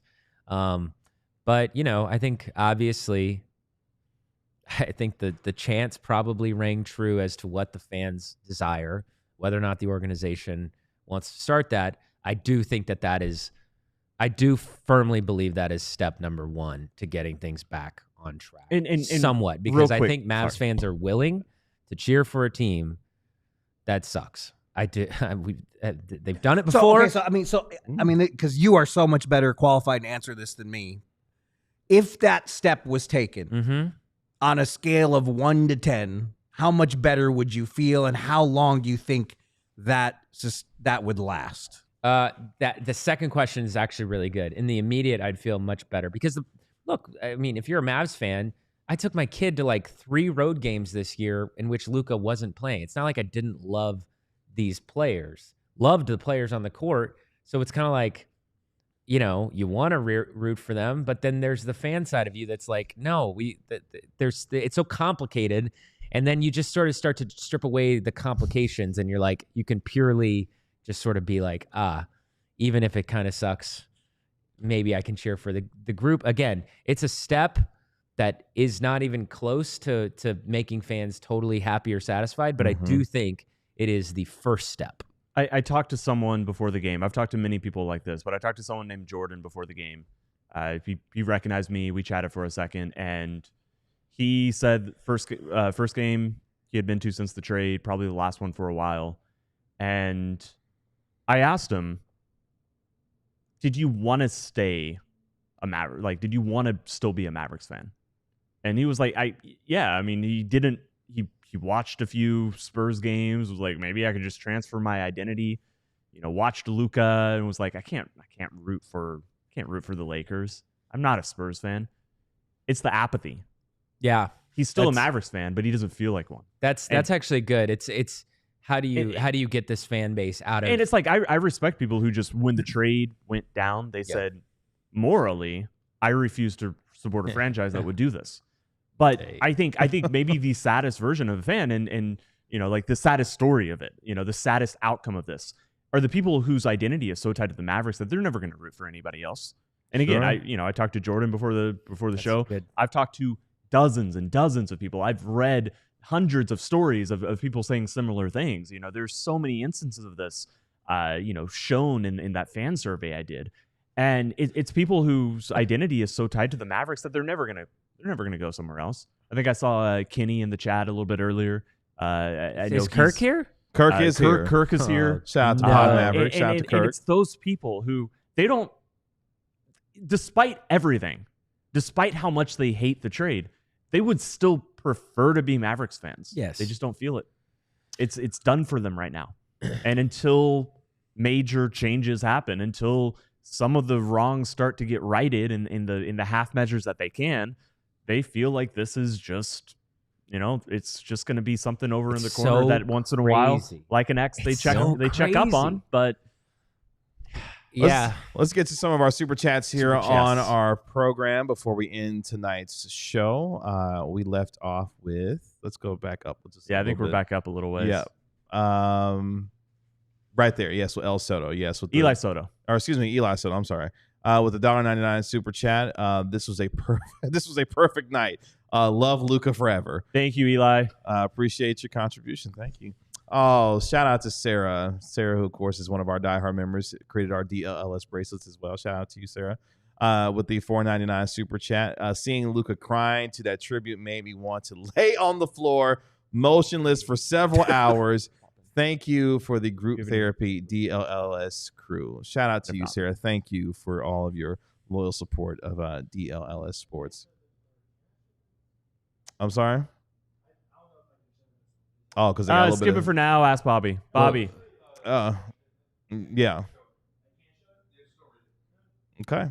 Thank you, Lord, for the $10 super chat. I do not care when fans chant "Fire Nico." This was sent around when we were talking about, like, you know, chanting during free throws, during Mavs free throws, during not Mavs free throws. This was from way ago. Jake was talking about that. They want them to chant "Fire Nico" in every chance that they get. MFFLs are standing up for the culture that they believed in for 21 years. Loyalty never fades away. Ozzy D with the $1.99 super chat. Y'all weren't feeling Anthony Babe Ruth Davis. Have you guys talked about Anthony Davis yet? We did a little bit. Okay. Go off. No. I feel for him. That's about it. Anthony. I thought just about that quote. Sorry. I was in LA for his return. Now he didn't play, but they did do a tribute video, and it was basically Markeith's tribute video tonight. It was just like, hey, and then that was it. They did give Markeith a tribute tonight, and it's like I felt so bad for him because I don't feel like he got the love in LA. He's definitely not getting the love in Dallas. And I was just sort of like, this is a top 75 player. We probably all, this is one of those that we've all heard it a lot. He is so good. But, I mean, we were talking about this on the pregame show. Oh my gosh, that poor. I mean, it's a no-win situation. And there's a speaking of apathy, somebody was like, I don't know how defeated would you feel in that scenario? There's moments where he looked defeated. Yeah, on play on the court. Yeah, It sucks. It sucks. It's a situation completely out of his control. This absolutely sucks for Anthony Davis. And that's absolutely sucks. Doesn't mean that the situation is like, the fans are wrong. No, it means of that course not. It means that Anthony Davis should never been put in this position. I think the part to that lead a team that he just can't lead. Yeah, I think the part that'll trouble me most for Anthony Davis and the rest of his career is, in Jason, you listed like all the accolades that this player has achieved throughout the course of his career. He will forever be known as the guy that was traded for Luka Doncic. Yeah. With everything he or has until he accomplished, gets out of Dallas. Until he gets out of Dallas, which retires. You gotta think. Yeah, you gotta think. I don't know. It's a wild scenario. I wouldn't want to stick around. Is all I'm saying. Claymore K with the $5 super chat. Seriously, what were y'all expecting Kid to say at this point? Mavs management are tone deaf. Is this in response to the Babe Ruth thing? People were like, "What are you expecting him to say?" Well, not that. Yeah, especially not ending it with "kinda cool." Like, come on, dog. You got to read the room, my guy. There's nothing cool about it. People are comparing us to the Titanic. Kind of cool, right? It's a giant ship. Isn't that cool, guys? Like, That's what are you amazing. talking about, so bro? Amazing. It's So if you great. replaced every part of the Titanic with new parts, would it still be the Titanic? Too soon. Too soon. Starch Manning, thank you for your $5 contribution. We appreciate you. Yes, shout out you. Pepe Silva with the. Oh, I thank them for their contribution. Yeah. Yes. Yeah, we appreciate the contribution. Pepe Silva with the $5 super chat. Do y'all think deep down Nico and Dumont regret their decision, or do you think they're just blaming injuries for how bad things have gone? Ooh, that's a great question. I'd love to know an answer. Yeah, it's all speculation. I have some. I think that Dumont, I think Patrick Dumont clearly cannot avoid everything that's happened. And to the extent that he knew he wasn't a basketball guy, the past couple months have to have been some sort of crash course in basketball 101. Yeah. Just a little bit. I think that's one of the craziest aspects of this. Like, since the minute they arrived, we've heard Mark Cuban say over and over and over again, they're not basketball people. They're real estate people. But this has caused so much business damage. Right.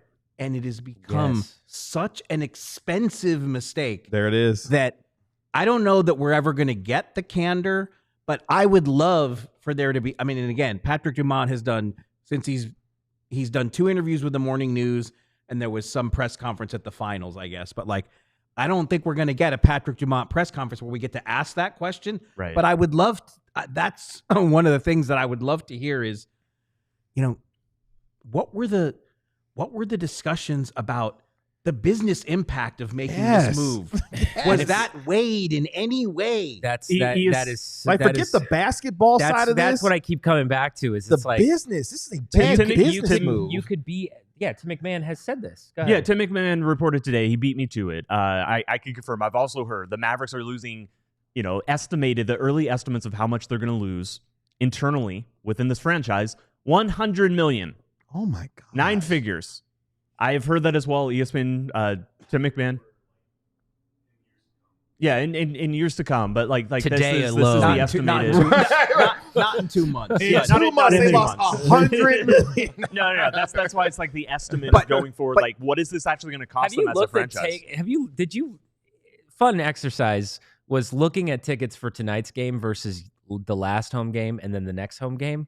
Oh my gosh, it's staggering. It's crazy. It was like $500 to get in the door tonight, and it's like $5. It's tomorrow? Less. You can On get Friday? it for like $2. This is like Ross Perot at times. You staying for the Raptors game? Yeah, I'm gonna stick around. No, but you go on the- watch a play-in team, baby. What you mean? You go watch a play-in team. on the regret thing, when Cuban went on Stephen A's pod, said something that it's just like really I like texted a few friends and I was kind of like, this is an interesting way to put it. And basically what he said was, he checked with Patrick Dumont and he agreed with him at the time. And I feel like putting at the time at the end of that makes me go like, I wonder if there's any sort of regret. Again, that's just me reading into. I'm not a asking dumb- who your friend is, but I'm reminding the audience that Jason It's Gallagher not a has friends. friend. He was on Stephen A. Smith's Oh, okay, podcast. okay. I was Yeah. texting a Yeah, friend. yeah. Yeah. No, didn't Steven, didn't he also say something to the effect, and now I hope I'm not just misquoting it, but Yeah. something to the effect of, I don't know that they would do it the same Yeah. way. No, that's literally what I'm looking at the quote from the pod Mhm. that Yeah. I don't think they do it the same way now. So I think there's a lot of That- indication. I've had some indication that at least Patrick Dumont is like realizing everything that has happened. because say I don't know what you- that means. Just because you're not a basketball person doesn't mean you're just blanketedly like, oh, I don't know anything. No, mean, Mark- he's like he knows he's an intelligent person who functions Yeah. in the world, and you can't see what's happened nationally and be like, oh, and lose all this money and But see, not and that's regret why, like, I have been mentioning Dumont a lot, and I think, you guys have heard me say that. Again, this was Nico's trade, 100% Nico's trade. I'm not saying it wasn't. But it's like, if you buy a basketball team, a $3.5 billion asset, which is actually worth more. Yeah. Like, you've got to know what you don't know, and Right. like, if you are the steward for this thing, like, you've got to stop. You've got to stop and say, my GM wants to do this. Am I qualified to give the yay or nay on this? Yeah. But you don't even have to be qualified to know and do that, because he sat there courtside oohing and eyeing as the number 77 was taking his team he freshly bought to the NBA Finals. That might be something you want to think about when your GM walks into your office and says, hey, you know what, Patrick, I got this idea. Oh, yeah, what's that, Nico? I want to trade that guy that just took us to the finals less than a year ago. But also you could say that, it was the trades he made at midseason that changed the course of the season, and that's maybe why he did blanket trust his GM. And that to me is like, I'm stunned that this owner who's been in the league for 5 minutes didn't check with anybody else. Like, if you turn it around, like, Jeannie Buss has obviously been the owner of the Lakers for I don't know how many years now as the active owner, but I guarantee you she has other people. Like, you have a the Rambuses are on line one. No, but even beyond her own organization, Yeah. like, you have all owners talk to somebody else, for some. I'm very curious about this because I've wanted to ask Tim McMahon the same thing. That as a reporter, and like, I'm not a reporter, but I've heard the same type of things. This is Nico's trade, but it's so crazy that no one believes you. Like, do you get that a lot? Where people are like, "Yeah, but come on, wake up, Mark. There's got to be more. All this other stuff There's is going gotta on." be more. Oh, implying that the owners made him Yeah, do like, it. you're just a sheep, like relaying the sheeple things, and it's like I want to tell people the amount of people that are like talking to me that are saying think you keep people- blaming Nico, but it's think about and I'm like, yeah, but he everything I've heard is that it's his trade. Everyone who knows anything about the trade says it's his trade, both publicly and privately. And also he's saying it out loud into a camera, and he's owning the worst trade in possibly NBA history. You would rather quit than do that. If it wasn't so your if trade. that wasn't your trade, why would you ever do that? And on top of everything you just said tonight, you just sat there and 20,000 people were chanting for your dismissal. But for do you 3 ever hours. have you gotten a Right. lot of that? At the beginning, certainly there was, but Yeah. but like It makes me laugh. like the whole they're doing it for Vegas thing.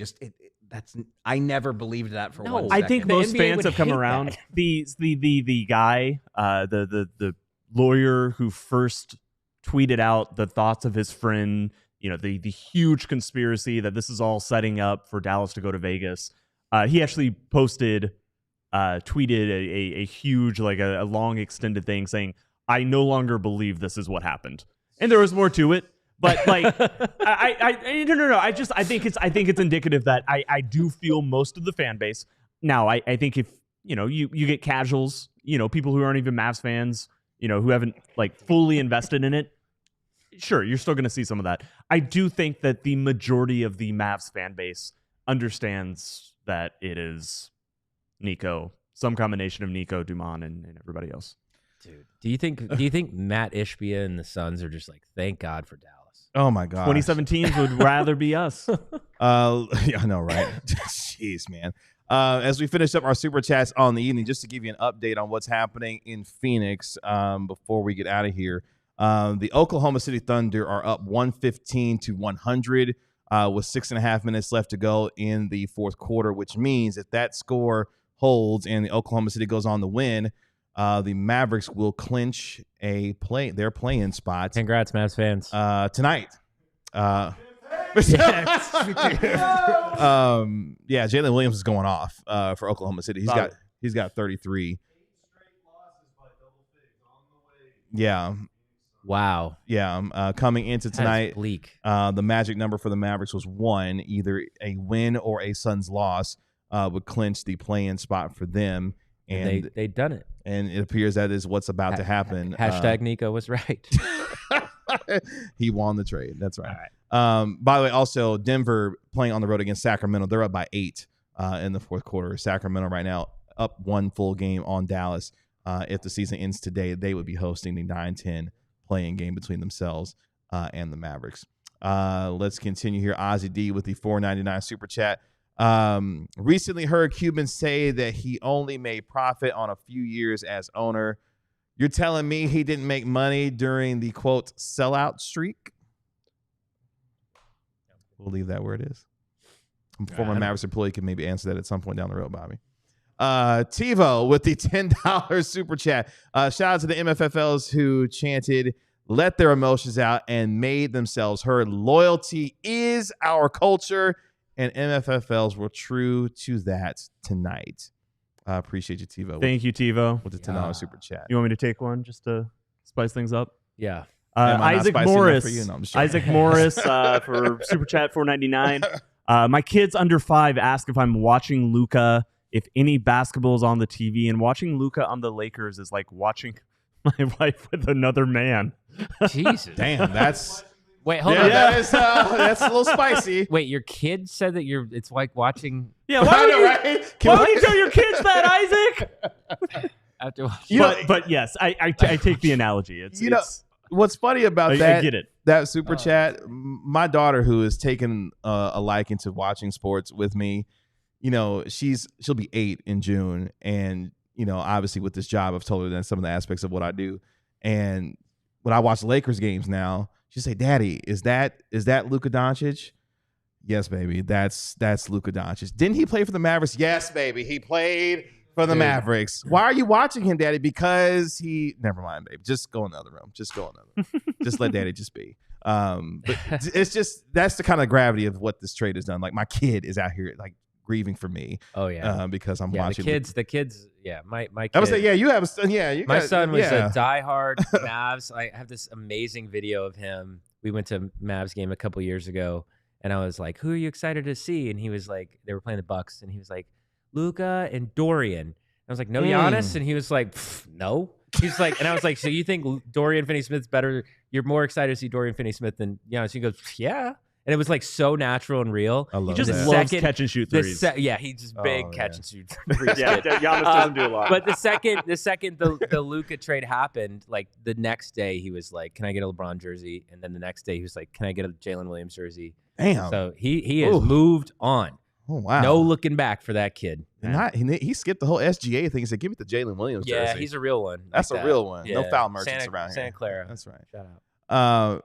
Alec Kelly with the $5 super chat to conclude the evening for us with the report today of the trade projected to be a 9-figure negative impact to the organization. Explain again what pros Dumont saw with this plan.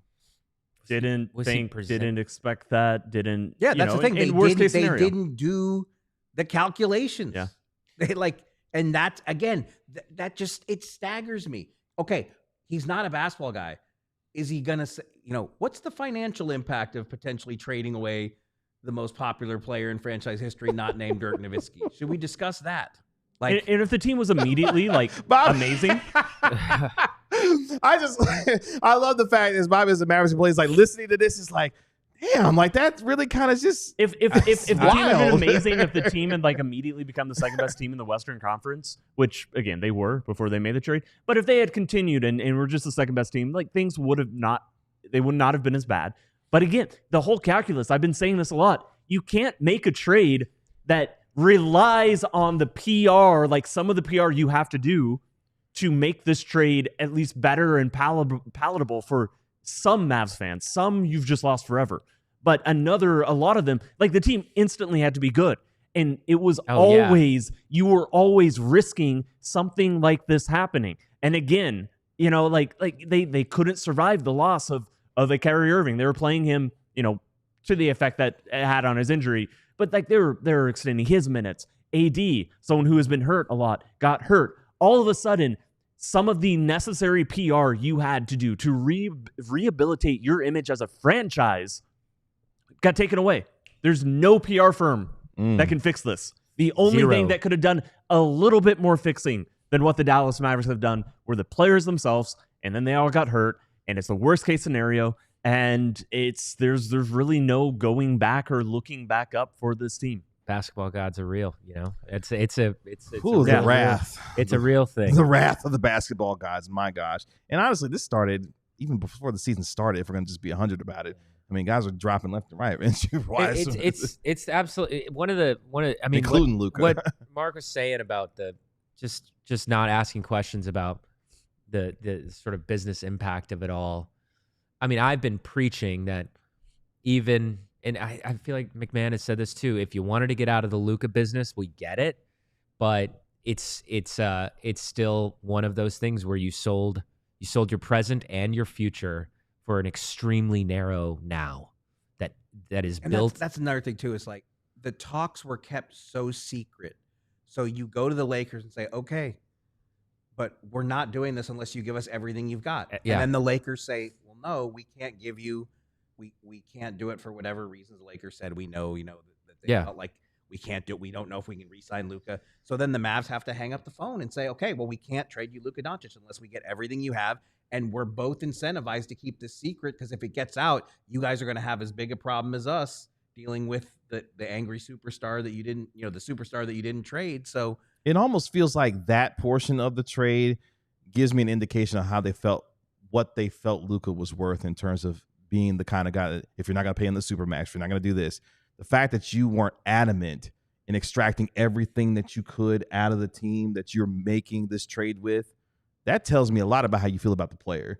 Because at minimum, you're going to give me everything that I want here. Because I'm giving you what is, literally a year ago, we were talking about being the best player in the world. Yeah. Like, that's how good of a player he was. Like, you're going to give me everything that I want and then some. You have to have the ability to hedge like a little bit on your future in the and that's where I don't know. I mean, there's the layers of not asking questions and that's the part where it's like, you didn't ask that or that or that or that.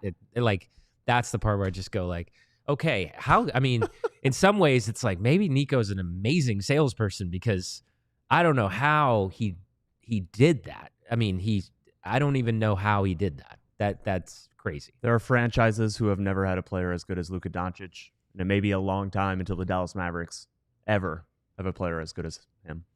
Again. Gosh. Good night and good luck.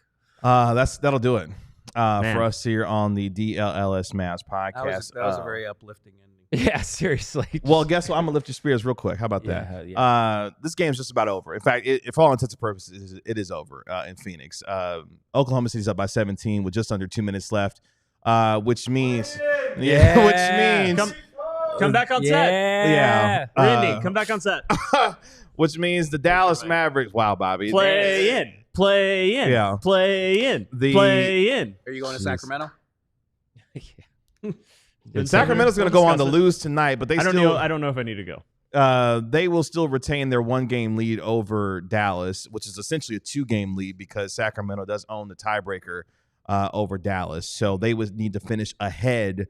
The Mavericks need to finish ahead of Sacramento in order to host the play. It does not appear that is going to happen by the time we get to season's end with 2 games remaining. So all likelihood, Dallas is headed to Sacramento for the play-in game, which, gentlemen, is a week from tonight. Wow. A week from tonight is the 9-10 play-in game, and it appears the Dallas Mavericks will be headed to Sacramento. Again, it is just about over in Phoenix, where Oklahoma City, without Shai Gilgeous-Alexander tonight, are beating down the Phoenix Suns, who they look like they've quit about a month ago. So there we go. We will have more reaction to not only tonight's game, but obviously the official landing of the Mavericks in the play-in tomorrow on our regular DLLS Mavs podcast at 1 p.m. Mark, you going to be here with us? I believe how many more games we have this week? I'm not here tomorrow. Aww. So it'll Jason, you going to be here? No. Aww.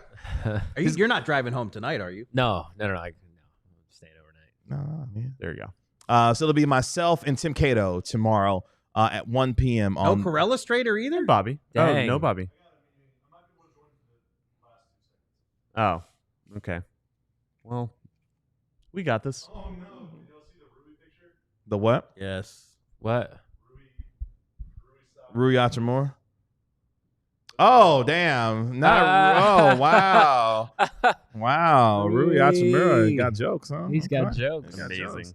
That's awesome. But we will react more to from tonight's game, and again, with the Mavericks officially clinching a play-in spot tonight, we will react to that tomorrow as well, as the Mavericks have the final 2 games of the season. They're off tomorrow before they host the Toronto Raptors on Friday, and then they will be on the road on Sunday for the regular season finale when they take on John Morant and the Memphis Grizzlies. They still got a lot to play for as well.